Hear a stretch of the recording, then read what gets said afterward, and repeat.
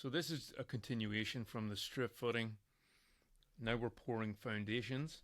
So I'm showing you the steps that go into pouring a simple foundation wall on top of a footing. So this is what you show up to the next day when the footing's been poured and it's hardened up. You get to see this. You've still got your batter boards in place. You have to strip the footing. So you have to strip the footing, clean up, and replace any safety issues. So that'll be the first thing. Now, I'm just going to take a minute to say that you don't need to pour the footing and the foundation wall separately, but in the more complex projects and bigger projects, I don't typically recommend pouring both at the same time. It just adds too much complexity. Usually, if it's a small pour, you'll combine the two into one just to make efficiency of the concrete day. So this is the final product you're looking for here. You'll have a wall poured in the right place on top of the footing. You might have some penetrations in here to allow for some services, electrical, plumbing. On top of the wall, you'll have some anchor bolts embedded into the wall. Those will be laid out according to the drawings and trying to avoid doors, etc. And usually you'll put a little recessed strip detail in here as well, so that your plywood can actually run down past your mud sill a little bit and line up with the outside footing here. So yeah, back to this. You want to put your mushroom caps back on, keep it safe, keep putting them on as they fall off. Then strip your footings, clean it up, organize your material, set your string lines back up again, check them again, make sure everything's good with them. Then you can get into snapping your lines. So you snap your lines for your foundation wall on the footing itself. That gives you your indication of where you want to set your 2x4s. So remove your string line out of your way. Set your 2x4s down. Offset from your string line 3/4 for your plywood.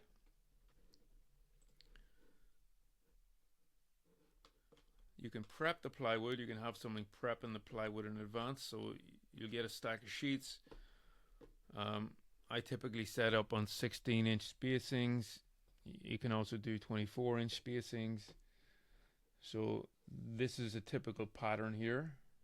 You'll have 3 holes on the short side and 6 holes on the long side, 8 inches from the sides and 16 inch through the middle. You can set up a stack of sheets like this and drill right through. Just keep your drill nice and plumb. So just some ways of adding some efficiency there, just setting it up like this. This works well if you have a very typical form, like flat form and flat final wall, so that all the sheets are essentially the same. So this 2x4 around the outside, you can set that up first. You pin that down every 4 feet or so, depending on the height of the wall. More wall height equals more concrete pressure, so just something to pay attention to. But a short wall every 4 feet is perfectly fine. Pin it down with some tie wire and a 2-plex nail. Super simple. You can attach this plywood to that 2x4. Stick a nail down here, just tack it along. It depends if this is the final height of the wall or not, but you can lift that up or down to suit to get your perfect final height.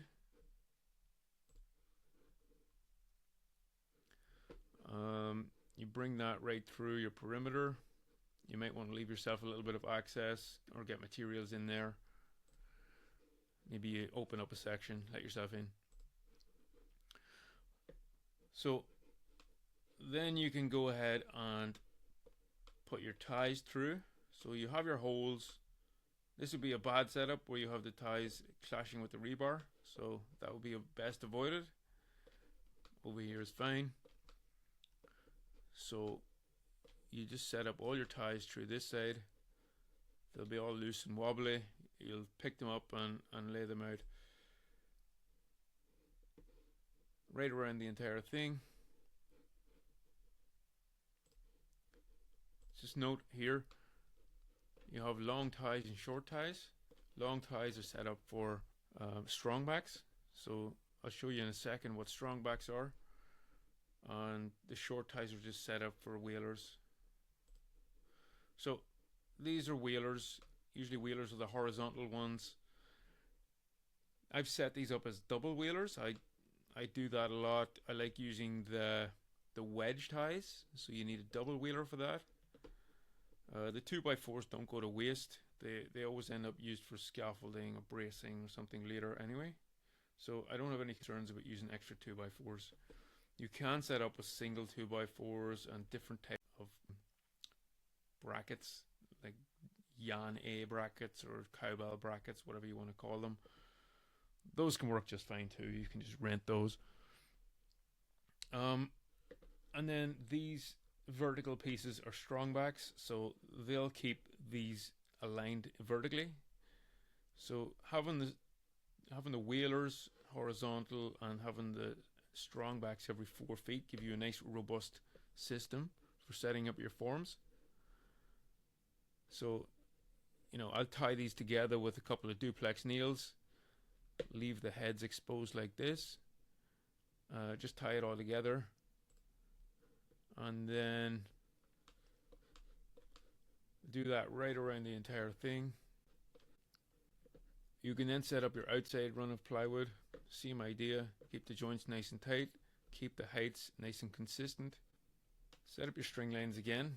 Now start checking how straight you are. You want to line that up. You want to make sure the corner's in the corner. You want to be pretty dialed at this point.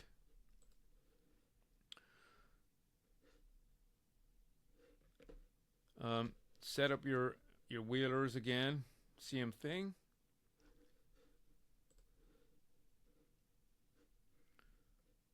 Set up your strong backs. So again, the longer cone ties will be set up for the strong backs, both sides. The shorter ones will be set up for the whalers. So you'll have a very set pattern of doing this. So for me on 16s, I do short cone tie, short cone tie, long cone tie, short cone tie, short cone tie, long cone tie. So that works out on a 4-foot spacing on my strong backs. Then you can start to add your wedges. So there's different types of wedges. There's different types of systems for this, but this is just a very simple way that it's hard to mess up. It's called a wedge tie. So you'll bang this in with your hammer on top of the head of the cone tie, and it'll cinch it up. It'll tighten it up as the wedge expands. So you can secure these in place with a nail as well. There's little holes in them that you can attach if you're worried about them falling out. And then using your string lines, you can carefully double check and start to align your forms. So these will be a little out of plumb, and you'll use these form aligners to push them plumb or pull them plumb. So you can use this to get it pretty dead on, and it'll hold it through the pour as well. We can finish up our corners like this here. So run your whalers long, run these long, and then you can add on an extra vertical piece of 2x4 that sort of acts as a pressure blocker. So nail this in like this, and one this way and one this way. So 2 different directions, you're stopping the corner from coming out. This here is a bit of a pour strip. This is like a 1x2. So it just goes in there to set a bit of an edge on your concrete so that the plywood can actually run past if you wanted to. We like to do it this way. It just looks a bit like this when the final product's in. So your mud sill will sit on here, and your plywood sheathing will run past the mud sill just a little bit, but not actually touch the concrete. So yeah, like that, and then just like that. So double check everything as much as you need to. Make sure everything's straight, parallel, it's following your string lines, it's plumb. Bring the concrete truck in, your pump truck in if you need to, and get ready for pour day. So on a low wall it might not make much of a difference, but on a higher wall you definitely want to be setting up scaffolding for yourself for finishing. So make sure, usually on the inside you'll set up your scaffolding. So fill it up with concrete, screed it off, or make sure you vibrate it. As is vibrating, it's pretty important for two reasons. You want that concrete evenly coated around all the rebar, and secondly, you don't want to have holes in your finished product. You don't want to have honeycombing, so make sure it gets vibrated nice and evenly and consistently.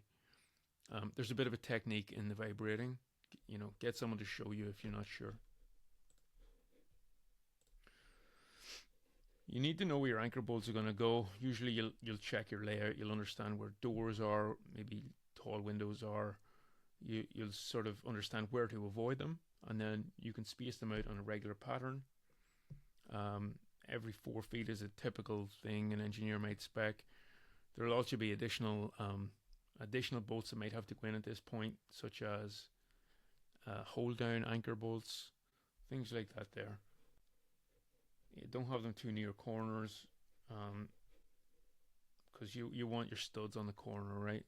So try and avoid clashing your studs with anchor bolts. It does take a little bit of planning, but it's worth it. You don't want to have to chop anchor bolts out and then drill new ones.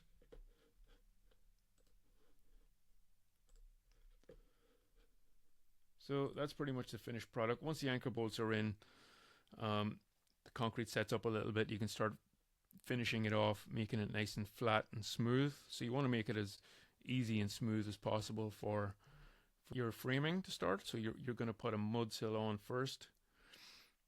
You want a nice even level flat surface. You don't want undulating up and down, or it's going to make your framing that much harder. So it's worth taking the time to have a nice flat level even surface on the top of your foundations, I should say. When you come back the next day, it might be the next day, it might be in a couple of days, you want to strip the forms. It takes a bit of time to do this. It'll start to look like this here, and then you snap all those things off. There's a couple of ways to do it. Usually you'll just rotate it and snap it, and then you're ready to go with backfill, with drain tile, and wall prep.